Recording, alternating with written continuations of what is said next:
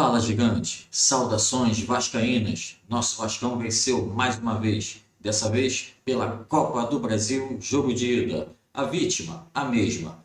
Vascão venceu novamente o Atlético Paranaense de virada, 2-1. E nesse vídeo eu trago para vocês as análises dos comentaristas do programa Linha de Passe. Antes de mais nada, peço que você verifique a sua inscrição. Se você não tiver inscrito, inscreva-se no canal. Ative o sino das notificações para que você receba nosso conteúdo assim que a gente postar. Também dê um like no vídeo, que é muito importante para que mais vascaínos recebam o nosso conteúdo. Quero também deixar aqui os créditos do programa Linha de Passe, nesse react aqui.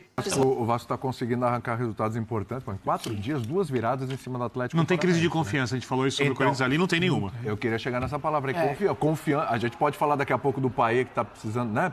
Tá devendo um pouquinho e tal. Detalhes, mas a confiança do grupo parece que... Simbolizada pelo Verratti. O que falta pro Corinthians, o Vasco tem no centroavante. O Vasco é um time que luta muito, um time que se entrega demais, né? O jogo de hoje foi um jogo muito, muito difícil, porque assim, são duas equipes que gostam de jogar muito em transição. Então são equipes que controlam um pouco o jogo. E o jogo foi isso. O Atlético Paranaense começou bem melhor do que o Vasco, com mais posse, jogando no campo do Vasco.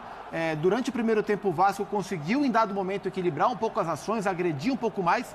Depois disso, sofre o gol numa jogada bem feita do Canóbio, chegando a bola no Christian, um erro de marcação. O Canóbio com muita liberdade para trabalhar no lado do Pumita Rodrigues. Repetindo um pouquinho o jogo de segunda, né? Exato. Você está fazendo uma releitura do jogo de segunda. Com um roteiro parecido. E aí, no segundo tempo, o Vasco, precisando buscar o jogo em casa, foi muito para cima, né? Então, assim, o time do Vasco tem um ímpeto de jogo, tem um volume de jogo, uma iniciativa muito grande nas mãos do Rafael Paiva, às vezes bem organizado para jogar, às vezes menos, mas sempre com muita energia para o jogo. Com a bola parada muito forte, né? O Pumita pegando muito bem um chute para empatar o jogo, e o Hugo Moura, que não comemorou, porque veio do Atlético Paranaense, virando o jogo para o Vasco. Tá aberto o confronto, vai ser duro para o Vasco segurar lá em Curitiba, mas hoje a vitória foi muito na força de quem estava atrás e acreditava que poderia virar mesmo como virou. Foi merecido. Pode falar, Jean. Não, só destacar em cima do que o Zupa falou, destacar o jogo do Hugo Moura, porque assim, ele acaba fazendo gol e sendo premiado com o gol, mas foi uma partida espetacular. Eu sei que o torcedor do Atlético está irritado, incomodado por um não cartão no começo do jogo, que realmente deveria ter sido mostrado e que poderia de alguma maneira mudar a tranquilidade com que ele jogaria. Mas ele fez uma partida gigante ali, para mim foi o melhor jogador da partida, já era antes do gol marcado e acaba fazendo o gol da virada, né? Só que nesse jogo, ao contrário do que eu falei no Corinthians, quando os gols não seguiram muito o andamento da partida, eu acho que foi tudo mais ou menos dentro do que estava acontecendo, porque o primeiro tempo o Atlético ele começa melhor, eu acho que ele foi até melhor no primeiro tempo equilibrado, e vence por 1-0 esse primeiro tempo, e é na segunda etapa, principalmente depois das mudanças também, que o Vasco começa a pressionar para virar o jogo. Então, acho que os gols aconteceram nos momentos em que os times eram de fato melhores em campo. O resultado refletiu o que foram os 90 minutos, mas é outro jogo que se eu falei, não dá para apontar um favorito para passar em Corinthians e Juventude. Nesse Atlético e Vasco também não consigo apontar o favorito, porque... Quando eu ia passar para você, era com a seguinte pergunta. Eu ia lembrar de quando a gente estava conversando aqui no mesmo Linha de Passe sobre Fluminense e Grêmio. Lembra que o Grêmio venceu por 2-1 o Fluminense? Falou assim, mas é muito pau a pau. É essa característica também? É a mesma coisa, eu acho que é a mesma coisa. É claro que, e acho que isso valeria sobretudo se o Atlético tivesse vencido o jogo, a gente já viu o Atlético decepcionar em casa nessa temporada de maneira que ninguém esperava. Inclusive na Sul-Americana. Na Sul-Americana, principalmente no final da fase de grupos ali, o que lhe obrigou a depois jogar a fase antes das oitavas e tudo mais. Então, assim, óbvio, isso tem que ser levado em conta, tem que ser considerado e tudo mais. Agora, em geral, a gente sabe da força que o Furacão tem jogando no seu estádio. É um time, para mim, mais organizado, mais bem montado do que o Vasco nesse momento. Então, hoje eu acho o Atlético mais time do que o Vasco. Se os dois jogarem o máximo que já jogaram na temporada, o Atlético joga mais, vai jogar em casa. O Vasco tem uma vantagem que não é nada desprezível, que é ter vencido o primeiro jogo e jogar pelo empate na partida de volta. Então é mais um desses confrontos. Eu tinha falado isso no Grêmio Fluminense de fato, e foi para os pênaltis. Foi só lembrar E o disso. Fluminense Fluminense que tinha perdido na ida e acabou o Fluminense tinha perdido na classificando. ida. Também teve isso. Não, toda vantagem é bem-vinda. Agora, tem vantagens que já determinam o classificado e vantagens que abrem o segundo jogo. Vai ser duríssimo o segundo jogo. E ainda mais, tem um componente aí. Hoje foi ainda bem que deixar de lado. Mas, assim, a segunda-feira a coisa foi feia. bem estranha, né? E foi legal, né, Calçade, não ter acontecido... Ainda bem, né? Assim, ainda bem, mas assim, são 2 jogos do Atlético fora, né? E ali ficou aquela troca, eu fiz isso, não fiz. Os clubes não se acertaram como deveria. E isso não é legal. Mas o jogo da volta eu acho que o Atlético, por jogar em casa, tem sim uma possibilidade enorme de sair classificado. Mas o Vasco carrega essa vantagem que o possibilita tomar uma atitude em relação à estratégia do jogo. Como ele vai esperar o Atlético, onde vai esperar, em que altura do campo, quem que vai, talvez pode mexer na escalação para aproveitar os espaços gerados, sim. Né? E isso é mata-mata puro, mas beleza, em casa virou o placar. E esse é o principal ponto, essa é a principal conquista do Vasco, né? Poder remontar um jogo, poder virar uma partida, poder sair de uma situação de sufoco em casa com a pressão da torcida e a expectativa dessa massa que é ver o Vasco vencer de novo e virar. Então isso sim é mais um tijolinho na confiança, e já que nós estamos numa noite de Atlético e Vasco e de Juventude e Corinthians e comparamos, é aquilo que o Corinthians não tem. O Vasco tem. Não é que é um grande jogo, mas é um jogo que ele consegue ganhar de um Atlético e em casa, numa virada. E o Corinthians tem uma dificuldade grande contra equipes que estão numa situação superior na tabela. São Januário tem sido importante, inclusive na Copa do Brasil, né? Foi o jogo com a Água Santa, que a gente estava lembrando aqui ainda era o Ramon Dias. O jogo contra o Fortaleza, pênaltis também, exatamente. Outro 3-3. Aí teve o Atlético Goianiense, né? Que o Vasco já tinha vencido fora, né? Ele venceu a primeira fora. Aí confirmou a classificação em casa. Empatou a primeira fora. Acho que... Não lembro se ganhou. Foi 1-1. Acho que foi 1-1. Acho que foi 1-1. E aí o Vasco consegue, foi 1-1. O Vasco consegue definir em casa também, então São Januário tem sido fundamental, mas é bom lembrar, ele definiu os 3 jogos em casa, Agora né? é diferente. Agora ele vai sair. Agora sim, Birner, uma possibilidade de semifinal na Copa do Brasil, o 8º lugar do Campeonato Brasileiro, que pode abrir uma vaga para Libertadores no ano que vem. É menos do que você esperava com relação a esse Vasco, ou é isso mesmo? É mais. É que no futebol, como tudo muda rapidamente, parece que a realidade, quando ela se transforma, também a realidade anterior era esquecida.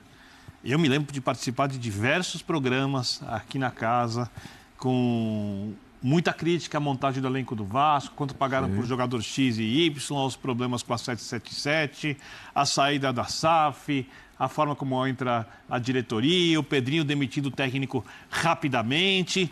Era uma chuva de críticas e tudo aquilo nada mais é do que a pavimentação numa temporada ruim. A temporada do Vasco é boa. Pois é. A temporada do Vasco é boa. O Vasco é competitivo, dentro do que é possível tirar do elenco.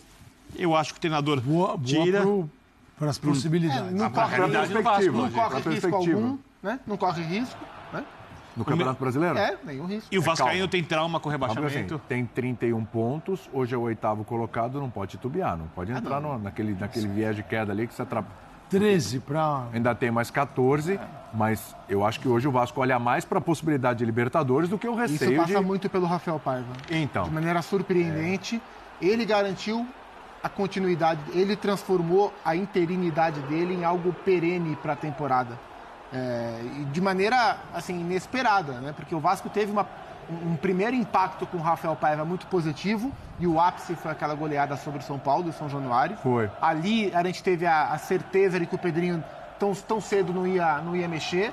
O Vasco oscilou no recorte seguinte, e agora o time volta a encontrar alguma estabilidade, pelo menos nesses últimos jogos, embora ele tenha destacado bem o fato de o time estar sofrendo mais gols do que era para sofrer, mas o que o Birner falou é o ponto. Se você virar para o Vascaíno no começo do Campeonato Brasileiro e falou, você vai terminar o ano na semifinal da Copa do Brasil, em 8º lugar no Campeonato Brasileiro, se bobear, beliscando a última vaga de Libertadores, no mínimo garantindo uma vaga na Sul-Americana. E com um time que tecnicamente não representa a história do Vasco, mas como fala de postura, representa o torcedor em campo. Ele se identifica. E sem o Felipe Coutinho. E sem o Felipe Coutinho. Exatamente, o Vasco ainda assinava na hora. Então é uma temporada positiva pro Vasco. Não pensando no tamanho do Vasco, Óbvio. mas pensando na realidade do Vasco. É uma temporada tranquila, graças ao trabalho do Rafael E Paiva. com um Payet abaixo, né? O que não é uma grande surpresa, né? Ele começou o ano bem, né? É, ele voltou o ano em aquela forma, coisa. bem e tal. É. Comprometido e tal. Sim. Mas Teve lesão, idade, a Muitos temporada problemas, brasileira ela esgota até os mais jovens e mais intensos, imagina os mais velhos, menos adaptados com histórico de lesão. Então, assim, o Payet ajudar menos é uma tendência. É uma tendência. porque se ele tivesse naquele nível... É que é duro falar do ano passado, porque o ano passado não estava em forma. Ele foi Também, entrar em forma. exato. Mas se ele tivesse no nível técnico um pouquinho assim, não o melhor dele, etc., impossível. Mas se ele tivesse um bocadinho melhor, talvez pudesse ajudar A ainda mais. construção era melhor, né? O Vasco hoje, por exemplo, finalizou, mas deu muito pouco trabalho para o goleiro. O Atlético Paranaense também. Deu muito pouco trabalho para o Léo Jardim. A gente não teve grandes defesas do goleiro do Vasco. Aliás, se eu não me engano, eu acho que a única bola que foi em direção ao gol entrou. Posso estar errado. Se a memória me trai, depois daqui a pouco eu vou checar. Porque os dois times tiveram bastante problema na conclusão da jogada. Eu acho que com o Payet, a qualidade da finalização e principalmente da construção, de colocar alguém com uma chance clara de finalizar, é muito grande. Melhora Defesas dos muito. goleiros no jogo. Manda aí. Léo Link, uma defesa. É isso. Léo Jardim, 0 defesas. Foi isso. É isso, então faz muita diferença. O Felipe Coutinho, então, não vou nem falar, né? O nível sobe muito em todos os aspectos. E por isso eu acho que a temporada do Vasco, dentro do que o elenco pode oferecer, é uma temporada que está no limite. Tá no limite. Não dá para imaginar o Vasco brigando pelas 5 primeiras colocações do brasileiro ou chegando na Copa do Brasil, Jogando atropelando todos os times que sem o estão pela Adson que vinha frente. jogando, sem o David que passar por vinha cirurgia. jogando. Né? Esse faz falta. Rayan e o Emerson Rodrigues jogando pelos lados. Então é uma Sem adaptação. ao contar time. os desfalques já desde o começo do ano, lembra? Jair, Paulinho, né? sim, Que já vem. As pessoas até esqueceram porque realmente É verdade. não iam jogar mais esse ano. Você imagina tudo isso. Agora, o nosso querido Fernando Campos, nosso comentarista aqui, que é um historiador do Vasco, Ele é. tem informações, Sabe estatísticas, dados, ele tem bastante coisa aqui.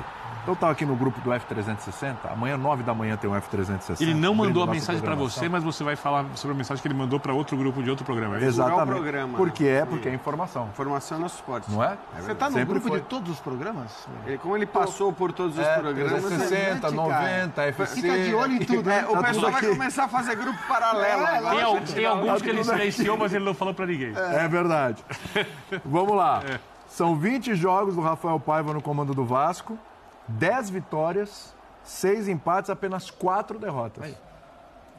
Invicto como mandante. Na Copa do Brasil são 3 empates e 2 vitórias. E segundo o Donan aqui, quebrando vários tabus de anos apenas em alguns meses. Aí já é uma coisa mais empolgada, né? Já tem um... Não, se os tabus foram quebrados... Mas é isso. Quebrando vários tabus de anos apenas em Isso alguns conta. meses. Ele ajudou o Pedrinho a não ter que tomar decisões. Rafael Paiva ajudou o Vasco a economizar um bom dinheiro Achei com o que era do técnico. Doné. É isso. E ajudou o Pedrinho a não ter que tomar decisões que seriam difíceis de serem tomadas. Um dinheiro que o Vasco não tem. Exatamente. Exatamente. Bom, estamos chegando no final do Linha de Passe. Bom lembrar que esse final de semana tem Linha de Passe no sábado também. Aí, os 2 vermelhos. Os 2 vermelhos ali.